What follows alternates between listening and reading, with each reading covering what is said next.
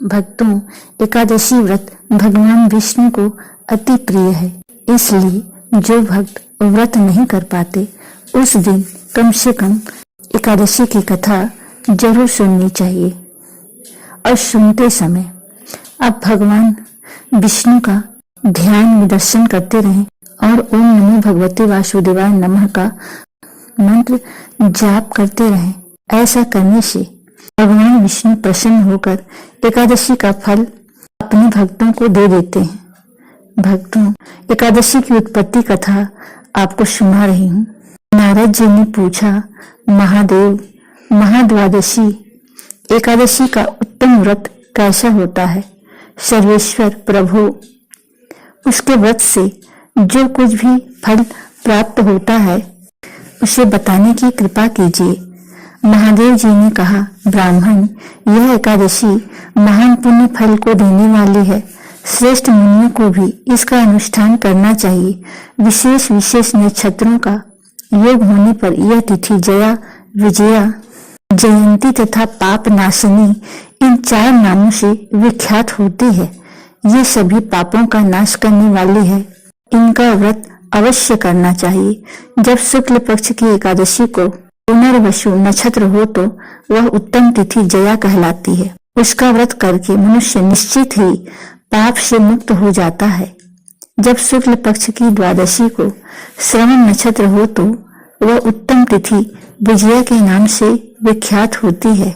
इसमें किया हुआ दान और ब्राह्मण भोजन सहस्त्र गुना फल देने वाला है तथा होम और उपवास तो सहस्त्र गुने से भी अधिक फल देता है।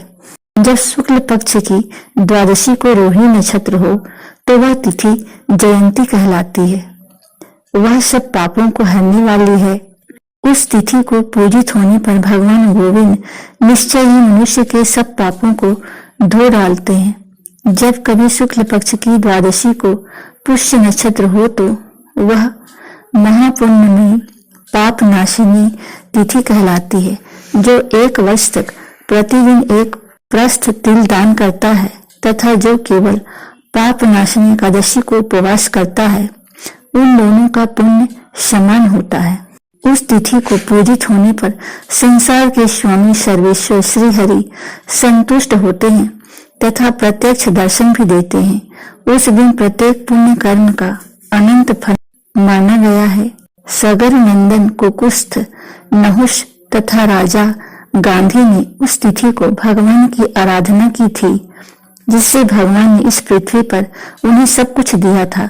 इस तिथि के सेवन से मनुष्य 7 जन्मों के कायिक, वाचिक और मानसिक पाप से मुक्त हो जाता है। इसमें तनी भी संदेह नहीं है। पुष्य नक्षत्र से युक्त एकमात्र पाप नाशिनी एकादशी का व्रत करके मनुष्य 1000 एकादशियों के व्रत का फल प्राप्त कर लेता है। उस दिन स्नान, दान, जप, होम, स्वाध्याय और देव पूजा आदि जो कुछ भी किया जाता है उसका अक्षय फल माना गया है। इसलिए प्रयत्न पूर्वक इसका व्रत करना चाहिए। जिस समय धर्मात्मा राजा युधिष्ठिर पंचम अश्वमेध यज्ञ का स्नान कर चुके, उस समय उन्होंने यदुवंशा वतंस भगवान श्री कृष्ण से इस प्रकार प्रश्न किया। युधिष्ठिर बोले, प्रभु, नक्त व्रत तथा एक भुक्त व्रत का पुण्य एवं फल क्या है? जनार्दन, यह सब मुझे बताइए। श्री भगवान ने कहा, कुंती नंदन, हेमंत ऋतु में जब परम कल्याणमय मार्गशीर्ष मास आए तब उसके कृष्ण पक्ष पर एकादशी को उपवास व्रत करना चाहिए। उसकी विधि इस प्रकार है। दृढ़ता पूर्वक उत्तम व्रत का पालन करने वाला शुद्ध चित्त पुरुष दशमी को सदा एक भुक्त रहे अथवा शौच संतोष आदि नियमों के पालन पूर्वक नक्त व्रत के स्वरूप को जानकर उसके अनुसार एक बार भोजन करें। दिन के 8वें भाग में जब सूर्य का तेज मंद पड़ जाता है उसे नक्त जानना चाहिए। रात को भोजन करना नक्त नहीं है। गृहस्थ के लिए तारों के दिखाई देने पर नक्त भोजन का विधान है और सन्यासी के लिए दिन के 8वें भाग में, क्योंकि उसके लिए रात में भोजन का निषेध है। कुंती नंदन, दसवीं की रात व्यतीत होने पर एकादशी को प्रातः काल व्रत करने वाला पुरुष व्रत का नियम ग्रहण करे और सवेरे तक मध्याह्न को पवित्रता के लिए स्नान करे। कुएं का स्नान निम्न श्रेणी का है। बावली में स्नान करना मध्यम, पोखरी में उत्तम तथा नदी में उससे भी उत्तम माना गया है। जहाँ जल में खड़ा होने पर जल जंतुओं को पीड़ा होती हो, वह स्नान करने पर पाप और पुण्य बराबर होता है। यदि जल को छान कर शुद्ध कर लें तो घर पर भी स्नान करना उत्तम माना गया है।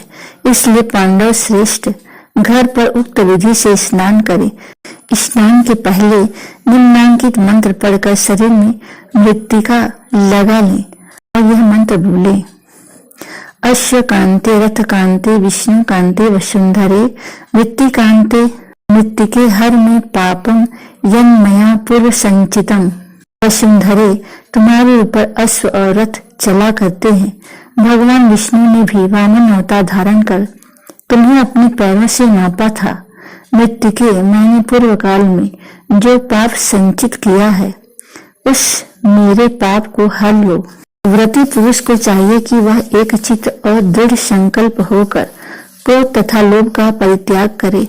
अंतयज, पाखंडी, मिथ्यावादी, ब्राह्मण निंदक, अगम्य स्त्री के साथ गमन करने वाले अन्याय दुराचारी, परधनहारी तथा परिस्त्रीगामी मनुष्यों से वार्तालाप न करें। भगवान केशव की पूजा करके उन्हें नैवेद्य भोग लगाएं। घर में भक्ति युक्त मन से दीपक जलाकर रखें। पार्थ, उस दिन निंदा और मैथुन का परित्याग करें। धर्म शास्त्र से मनोरंजन करते हुए संपूर्ण दिन व्यतीत करें। निर्श्रेष्ठ, भक्ति युक्त होकर रात्रि में जागरण करें। ब्राह्मणों को दक्षिणा दें और प्रणाम करके उनसे त्रुटियों के लिए क्षमा मांगे। जैसी कृष्ण पक्ष की एकादशी है वैसे ही शुक्ल पक्ष की भी है। इसी विधि से उसका भी व्रत करना चाहिए। पार्थ, द्विज को उचित है कि वह शुक्ल और कृष्ण पक्ष की एकादशी के व्रती लोगों में भेद बुद्धि न उत्पन्न करें। शंखोद्वार तीर्थ में स्नान करके भगवान गदाधर का दर्शन करने से जो पुण्य होता है तथा संक्रांति के अवसर पर 4 लाख का दान देकर जो पुण्य प्राप्त किया जाता है वह सब एकादशी व्रत की 16वीं कला के बराबर भी नहीं है। प्रभात क्षेत्र में चंद्रमा और सूर्य के ग्रहण के अवसर पर स्नान दान से जो पुण्य होता है वह निश्चय ही एकादशी को उपवास करने वाले मनुष्य को मिल जाता है। केदार क्षेत्र में जल पीने से पुनर्जन्म नहीं होता। एकादशी का भी ऐसा ही महात्म्य है। यह भी गर्भवास का निवारण करने वाली है। पृथ्वी पर अश्वमेध यज्ञ का जो फल होता है उससे 100 गुना अधिक फल एकादशी व्रत करने वालों को मिलता है। जिसके घर में तपस्वी एवं श्रेष्ठ ब्राह्मण भोजन करते हैं उसको जिस फल की प्राप्ति होती है वह एकादशी व्रत करने वालों को भी अवश्य मिलता है। वेदांगों के पारगामी विद्वान ब्राह्मण को सहस्त्र गोदान करने से जो पुण्य होता है उससे 100 गुना पुण्य एकादशी व्रत करने वालों को प्राप्त होता है। इस प्रकार व्रती को वह पुण्य प्राप्त होता है जो देवताओं के लिए भी दुर्लभ है। रात को भोजन कर लेने पर उससे आधा पुण्य प्राप्त होता है तथा दिन में एक बार भोजन करने से देहधारियों को नक्त भोजन का आधा फल मिलता है। जीव जब तक भगवान विष्णु के प्रिय दिवस एकादशी को उपवास नहीं करता तभी तक तीर्थ दान और नियम अपने महत्व की गर्जना करते हैं। इसलिए पांडव श्रेष्ठ, तुम इस व्रत का अनुष्ठान करो। कुंती नंदन, यह गोपनीय एवं उत्तम व्रत है जिसका मैंने तुमसे वर्णन किया है। हजारों यज्ञों का अनुष्ठान भी एकादशी व्रत की तुलना नहीं कर सकता। ओम नमो भगवते वासुदेवाय नमः।